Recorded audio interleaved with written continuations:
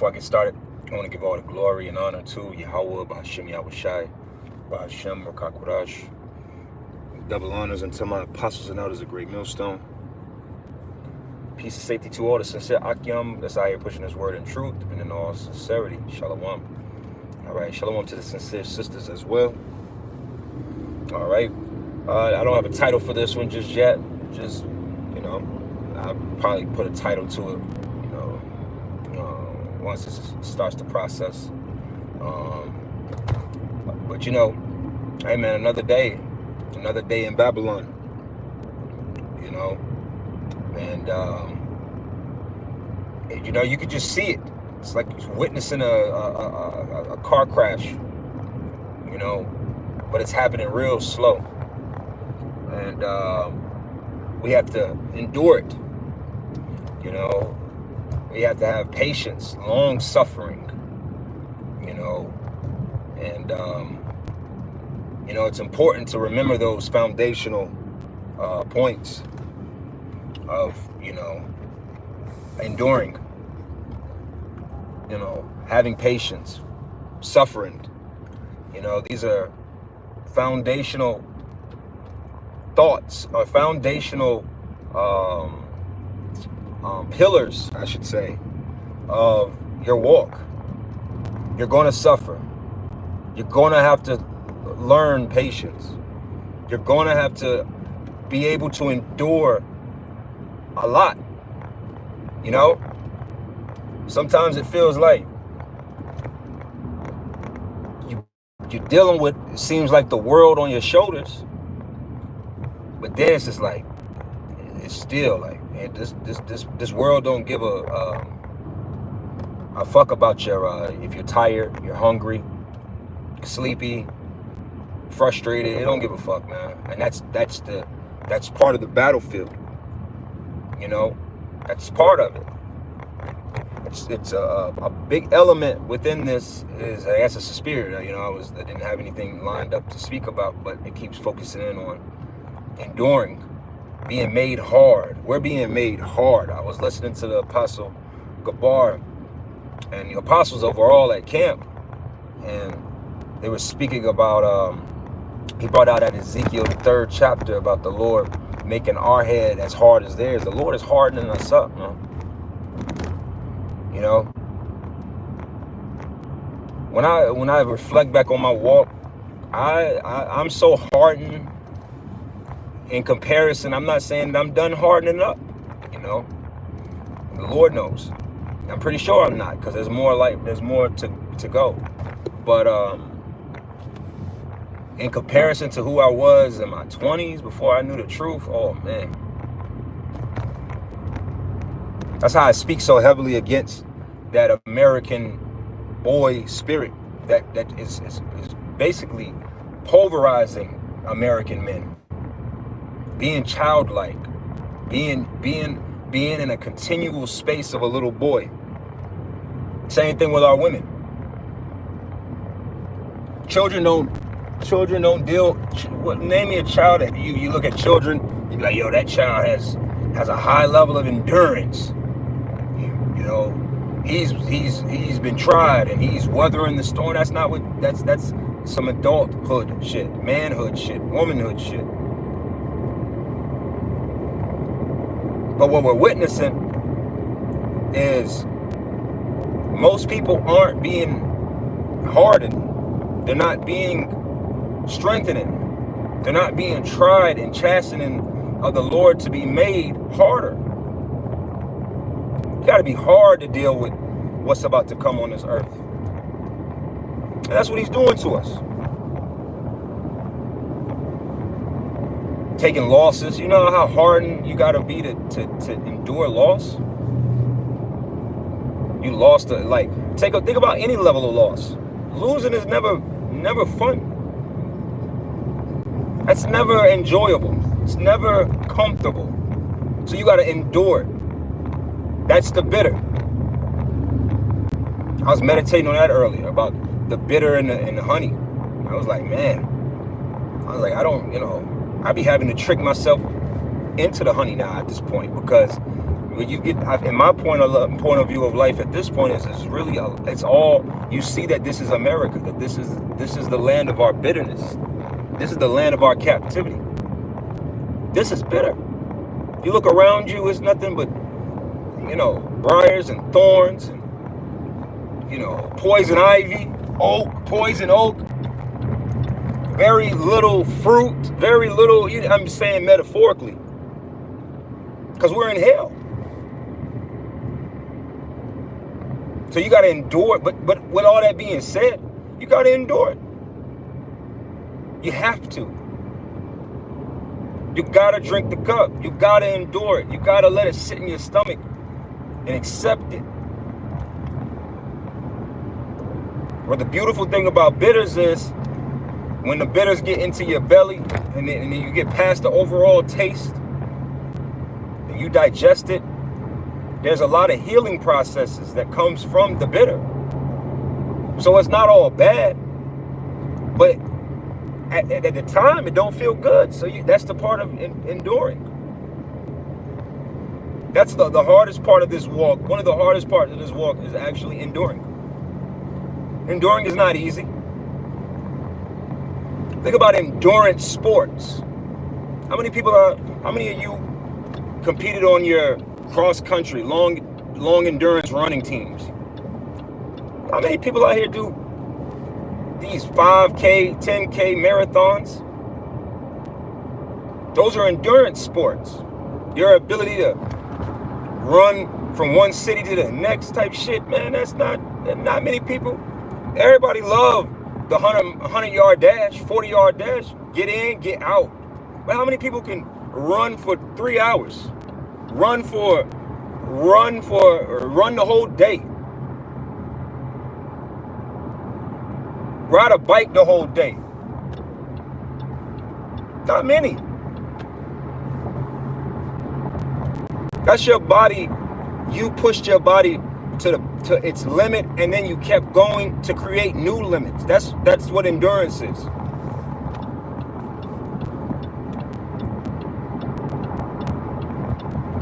You know what I want to speak on in the spirit as well with endurance. The scriptures speak about he that basically is within this war entangled himself not with the affairs of this world. And the older I get in this walk, the more I realize how important that is, man. How really important that is. To understand not to entangle yourselves with the affairs of this world. Keep it simple. I get it so much more as I've gotten older, because everything is really a snare and a tear to you. It's a trap. Everything. That's what the American people are waking up to. Those that can see a little bit, they're waking up to the fact that it's all a trap. Pick an angle, and I bet you it's a trap. Go to college. That's a trap. Hell, having a job is a trap. You spending 40, 50, 60, 70, 80 hours a week, depending on your job and what you're doing, away from your home, your family. You're neglecting yourself. You're neglecting your sleep, your health. That's a trap. You buy a home, you work hard to get a home, so now you're in a mortgage. That's a trap. Now you're in a trap. You're entangled in these things. Now don't be simple. Take care of yourself, take care of your responsibilities, etc., etc. But at the same time, what you can control is probably better to just snip it. That's what I'm learning.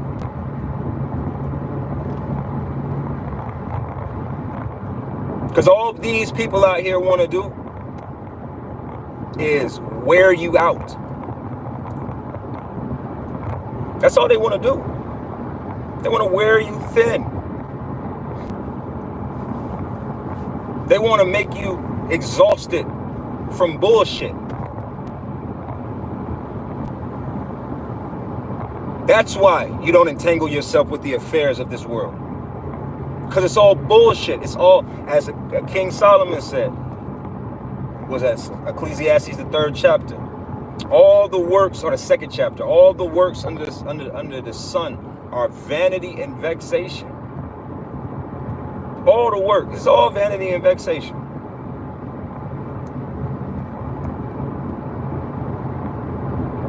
That's why let's just call a spade a spade.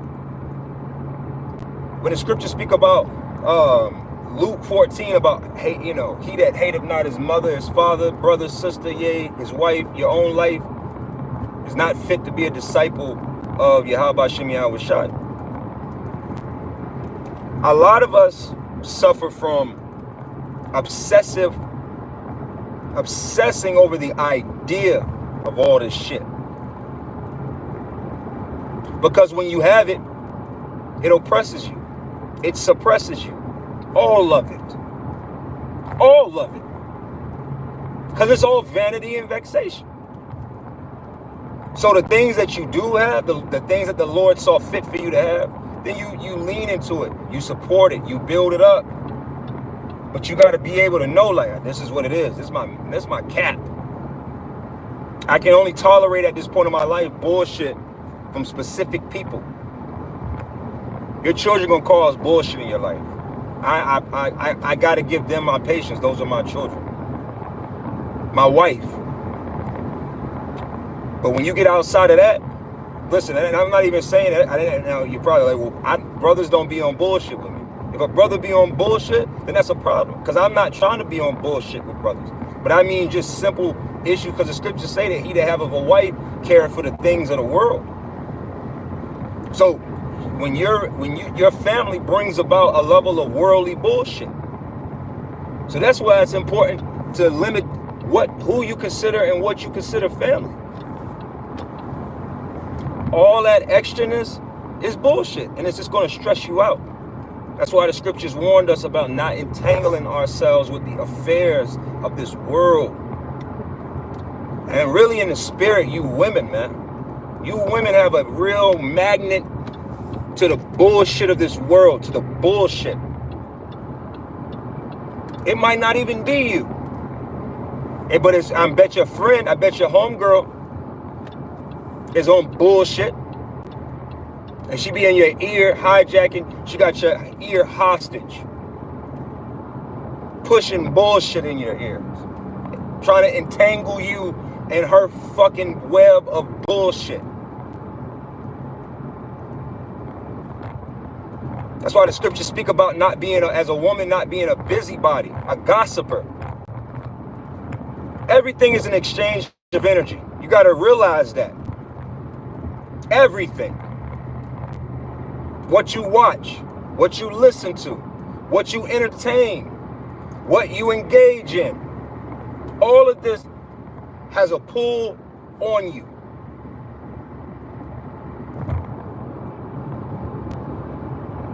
So what do? You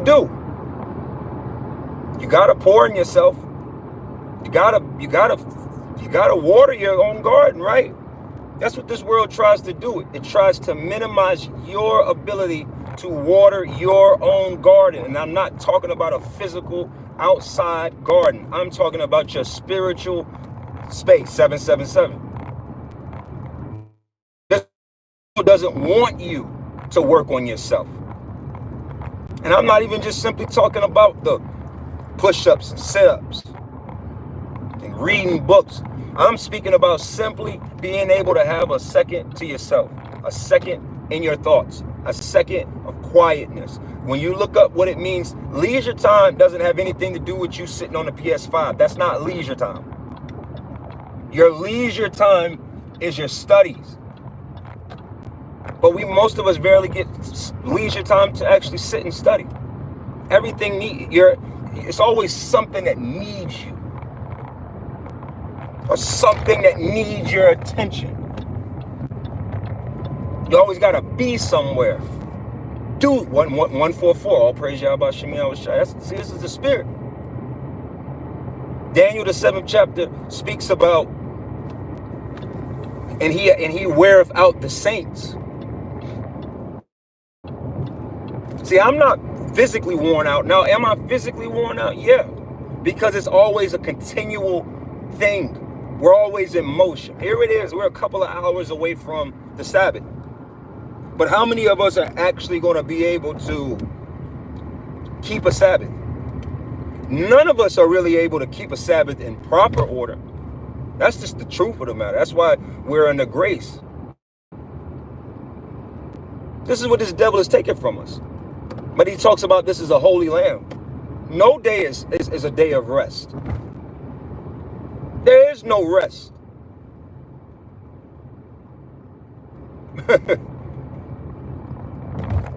You see? Why do you think that is? Why do you think there's no day? You think this devil don't understand that you need a day of rest? Because he don't want you to have a space to reflect. Ask questions. Consider some shit. That's not what he wants you to do. This society don't want you to do that. This society wants you to always be 100% involved with bullshit. That's why the media, Hollywood, movies, music, video games, gossip, celebrity beat, who did this to that, Diddy's trial, Tory getting stabbed, LeBron James, Michael Jordan's coming back to be an announcer, the NBA Finals. See? Nigga just playing in a fucking street, man. America is one big fucking amusement park. And it's not by coincidence. It's always to keep you in a fantasy mind frame. Because when you're tired, right? Think about it. You're tired. I'm a victim of this. We're all a victim of this. We're not too overrighteous to speak a truth. Like tonight, that's why I'm doing this lesson right now, because I'm on my way to work. By the time I get off of work, I'm not trying to sit. I'm being honest. I do not. You think I want to act when I get home after working and everything that I've done, that I want to sit down and watch a video of something educational? Or do you think I want to sit down and I want to laugh for a second? Or do I want to be entertained by some show? That's the nature of the body. So this devil keeps you in a perpetual state of always being in a space of wanting entertainment.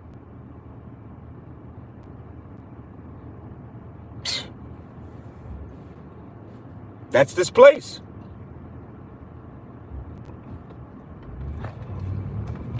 So that entangling yourself.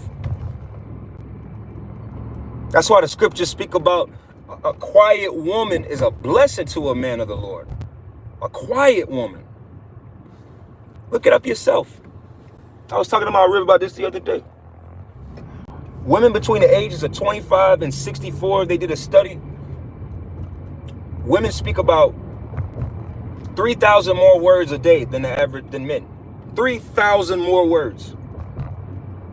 And I asked my rib, I said, do you think women that are with all of these words and all of this talking, do you think that are they encouraging somebody with these words? Are they building somebody up with these words? Are they blessing the Lord with these words? What are they doing with these words? No, they just talking shit, gossiping, talking shit. That's all they're doing. That's why the scriptures say a quiet woman is a blessing. Because what happens? Me and my rib was speaking on. Right now, I'm sitting in traffic. I bet the majority of these cars that have women drivers in them is a woman is on the phone. A woman is on the phone talking to another woman on the phone about what another woman is doing or not doing. And then that web just spreads out to all women. So all women are always on the phone talking to each other about other women and what other women are doing or not doing, or what. This is talk.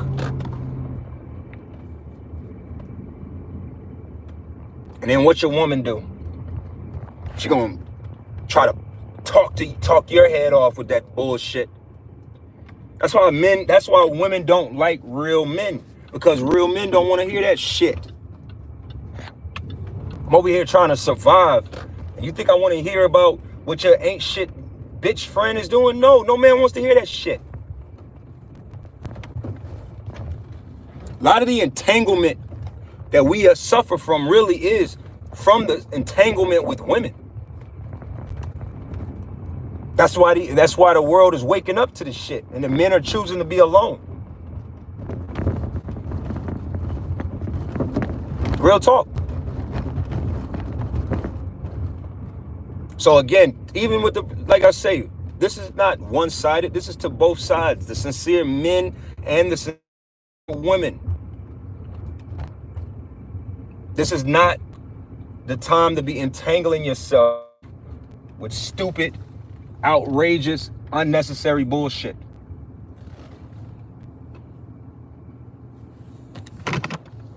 It's not.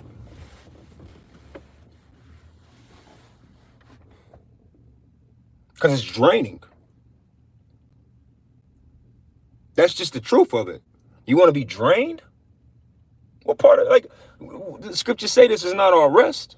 So we're drained. When you're not rested, what the fuck do you think that means? What's the opposite of not rested?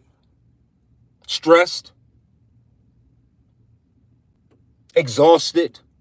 The opposite of rest would be exhausted, right? So therefore, we're exhausted. And what is exhausting us? We're not like, this is not chattel slavery. We're outside beating bricks, which some of us are. Some of us find ourselves in situations as such, but nevertheless, we're not outside laying the foundation for railroads and shit.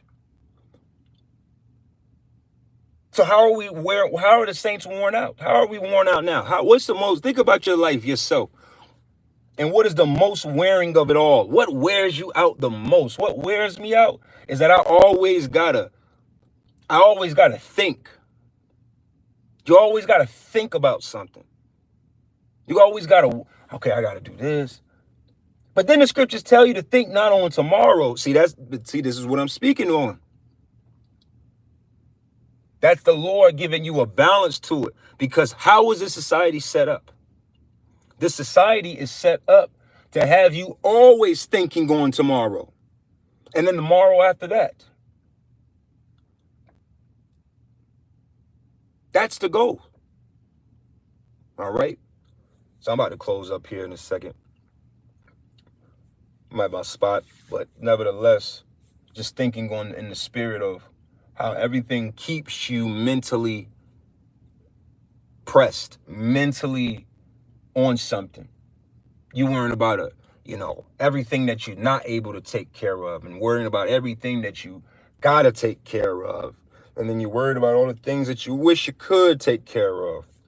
And then, oh yeah, your woman, the things that she need to take care of, the things that she should be taking care of. And oh yeah, your children. And oh yeah, other people around you try to put their thoughts on you. You got to worry about your mama, your family, your brother, your sister, your father. You got to worry about all these people. All right. So again, it's just part of the process. It's just all part of what we got to deal with. So, get yourself acquainted with Matthew, the 6th chapter. The Lord said, take no thought on tomorrow. Sometimes you got to just balance out. Part of this walk is really having a hard-nosed strength of sometimes man, fuck it, man. The Lord got it. And believe in that and have faith in that, So with that, I'm going to close this up. I want to give all the glory and honor to Yahweh Ba'Hashem, Yahushai, Ba'Hashem, Ba'Kakodash, Shalom.